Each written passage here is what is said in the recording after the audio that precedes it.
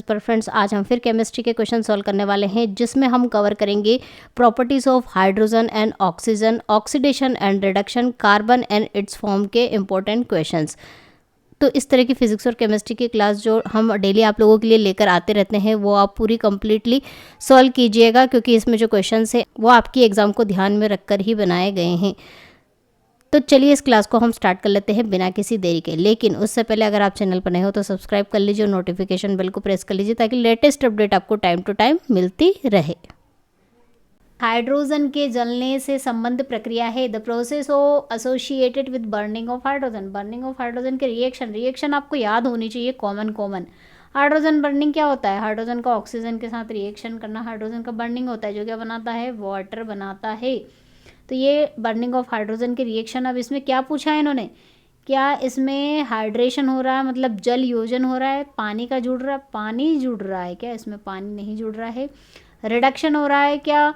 तो आप सभी को पता होगा कि हाइड्रोजन के साथ ऑक्सीजन का जुड़ना और ऑक्सीजन का जुड़ना, एडिशन ऑफ ऑक्सीजन क्या होता है?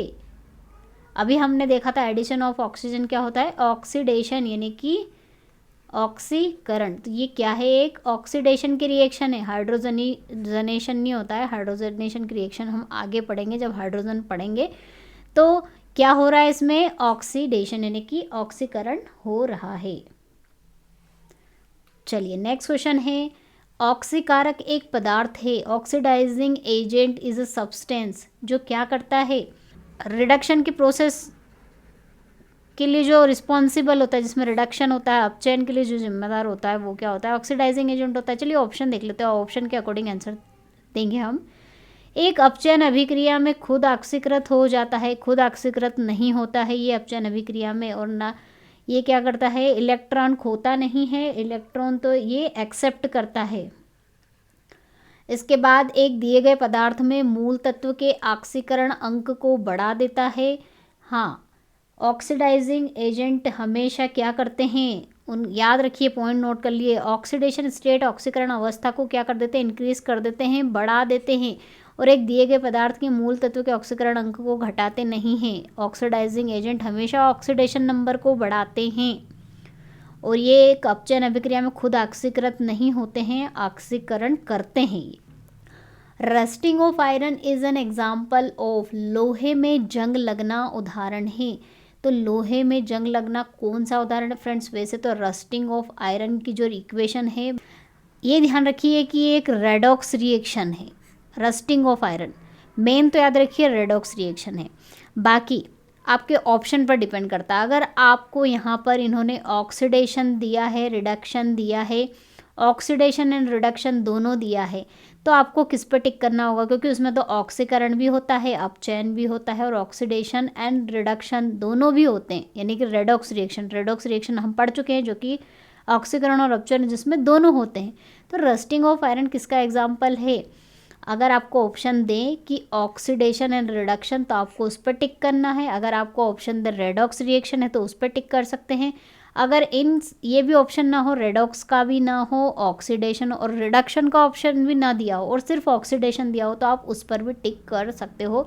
तो इसके ऑप्शन के हिसाब से आंसर बनेंगे। बाकी ये जो मेन रिएक्शन क्या है? रेडॉक्स रिएक्शन है, जिसमें ऑक्सीडेशन और रिडक्शन दोनों होते हैं।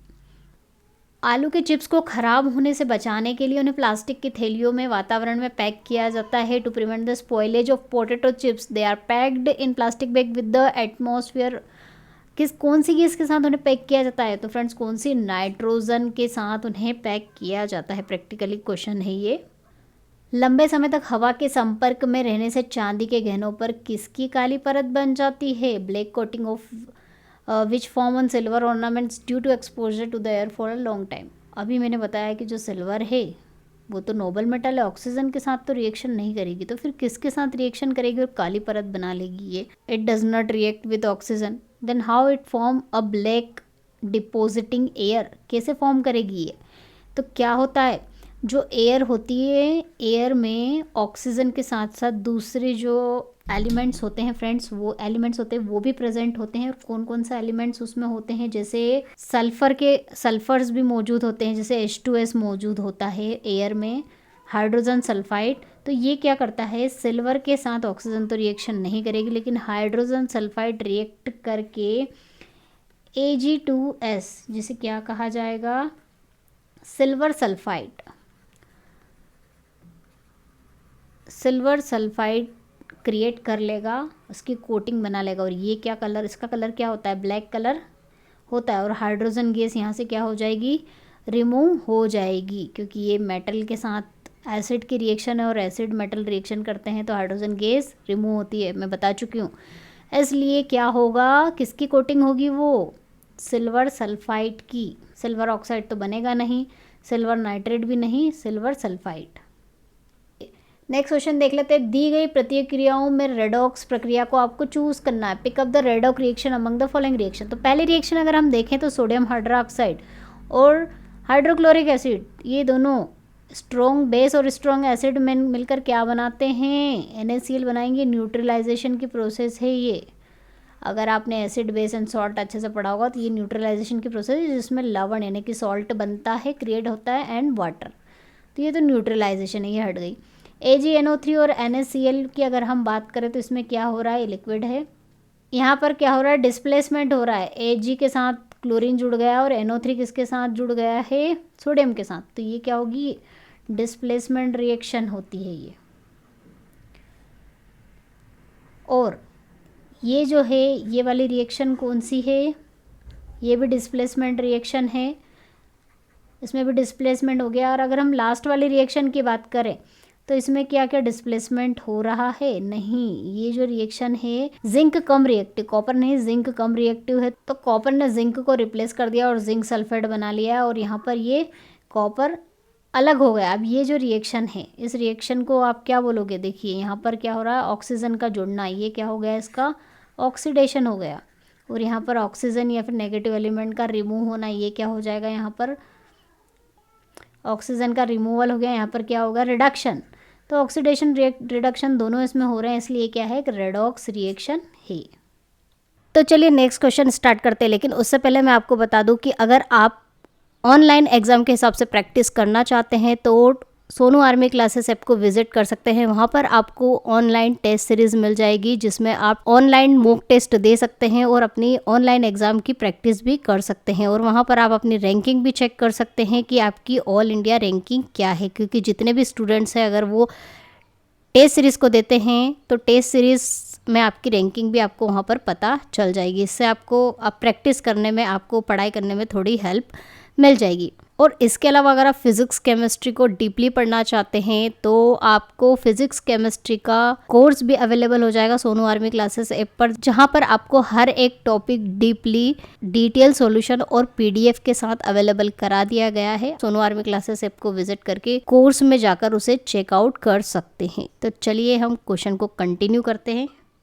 हाइड्रोजन की खोज किसके द्वारा की गई थी, hydrogen was discovered by whom. तो फ्रेंड्स ये किसके द्वारा डिस्कवर की गई थी, हेनरी कैवेंडिश के द्वारा। निम्नलिखित में से कौन सी धातु हाइड्रोजन गैस नहीं देती है, which of the following metal does not give hydrogen gas. तो हम हाइड्रोजन की या फिर मेटल की जो रिएक्टिविटी सीरीज है वो पढ़ चुके हैं, डिस्कस कर चुके हैं, जिसमें हाइड्रोजन के ऊपर जितनी भी मेटल होती है वो क्या होती है, हाइड्रोजन को रिप्लेस कर देती है, फिर हाइड्रोजन गैस देती है। और हाइड्रोजन के नीचे जितनी भी आती है वो हाइड्रोजन गैस नहीं देती है। तो नीचे कौन कौन सी होती है, कॉपर, सिल्वर, गोल्ड, प्लेटिनियम, ये सभी क्या है, नीचे आती हैं। तो ये हाइड्रोजन गैस नहीं देती है, हाइड्रोजन को रिप्लेस नहीं करती है। तो ये सब जो मेटल है, तीनों मेटल क्या है, हाइड्रोजन के ऊपर लाई करती है। नीचे कौन सी है, कॉपर। तो इसका राइट आंसर क्या होगा, कॉपर। इसके लिए आपको जो सीरीज़ है वो मेटल की जो मैं डिस्कस कर चुकी हूँ ऑलरेडी, वो आपको याद करना होगी। फ्रेंड्स हम जो भी टॉपिक पढ़ रहे हैं वो एक दूसरे से कहीं ना कहीं कनेक्ट हो ही जाते हैं, तो आपको टॉपिक्स हैं जो अच्छे से पढ़ना होंगे, क्योंकि क्वेश्चन ऐसा नहीं कि पर्टिकुलर टॉपिक, रिलेटेड टॉपिक भी आ सकते हैं। चलिए नेक्स्ट क्वेश्चन है, नाभिकीय रिएक्टर में भारी जल का क्या कार्य है, what is the function of heavy water. Heavy water का फॉर्मूला पूछ लिया जाता है, D2O, इसे क्या कहा जाता है, हैवी वाटर। और H2O क्या है हमारा, नॉर्मल वाटर। तो क्या उपयोग है इसका, तो ये क्या करता है, न्यूट्रॉनों की गति को मंद कर देता है रिएक्टर में, न्यूट्रॉनों की गति को कम करना, slowing down the neutrons speed. चलिए नेक्स्ट क्वेश्चन है, पानी में क्या होने पर उसे भारी पानी कहा जाता है? What happen in the water is called heavy water. तो D2O जो है इसे भारी वाटर क्यों कहा जाता है? डी है इसमें, H2O होता, इसमें हाइड्रोजन होता है, लेकिन इसमें क्या है? डी है। डी क्या है? डी क्या है? ड्यूटेरियम, जो कि क्या है? एक भारी समस्थानिक है, इसलिए इसे क्या कहा जाता है? भारी पानी कहा जाता है। तो इसका राइट आंसर क्या होगा? हाइड्रोजन का भारी समस्थानिक heavy isotope of hydrogen, that is deuterium. वायुमंडल में ऑक्सीजन का कितना प्रतिशत? What is the percentage of oxygen in the atmosphere? कितना प्रतिशत होता है? हम अभी डिस्कस कर चुके हैं 21, लगभग 21% ऑक्सीजन वायुमंडल में होती है।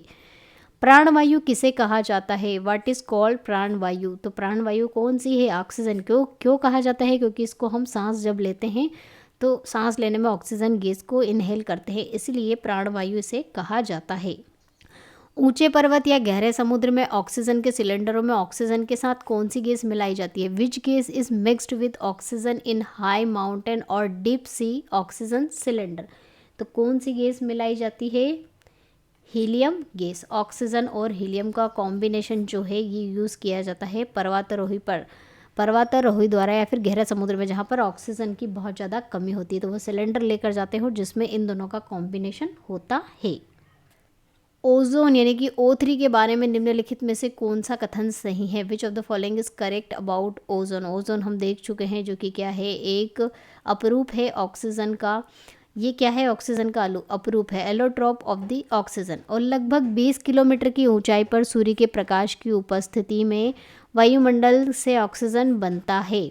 हाँ, ये भी करेक्ट है। और सूर्य से आने वाली पराबैंगनी विकिरणों को भी अवशोषित कर लेता है, एब्जॉर्ब कर लेता है। Ultraviolet radiation comes from the sun. तो उसका राइट आंसर क्या होगा? उपरोक्त सभी, all of the above are the uses, या फिर correct about the ozone. Nitrogen की खोज किसके द्वारा की गई थी? Nitrogen was discovered by whom? तो नाइट्रोजन की खोज हम अभी देख चुके हैं, डेनियल रदरफोर्ड के द्वारा की गई थी। वायुमंडल में नाइट्रोजन का कितना प्रतिशत होता है? Percentage of nitrogen in atmosphere is 78%। वायुयान के टायरों में कौन सी गैस भरी जाती है? Which gas is filled in the tyre of aircraft? तो फ्रेंड्स आपको बता दूं, ये क्वेश्चन बहुत IMP और बहुत बार पूछा भी गया है। अगर आपको ऑप्शन में सिर्फ नाइट्रोजन ही दे के रखते हैं तो आपको टिक करना है नाइट्रोजन पे, और अगर आपको ऑप्शन में नाइट्रोजन को छोड़ के हीलियम भी दे तो हीलियम भी वायुयान के टायरों में यूज़ की जाती है। नाइट्रोजन भी अज्वलनशील होती है और जलने में सहायक नहीं होती है, और हीलियम भी जलने में सहायक नहीं होती, ये भी इनर्ट गैस होती है। तो दोनों गैस का उपयोग वायुयान के टायरों में किया जाता है। तो राइट आंसर दोनों होंगे आपके, लेकिन ऑप्शन में आपको दोनों में से कोई सा एक ऑप्शन ही देंगे। तो इसका राइट आंसर अभी ऑप्शन के अकॉर्डिंग अगर हम देखें तो क्या होगा? नाइट्रोजन। और हीलियम भी इसका राइट आंसर होता है।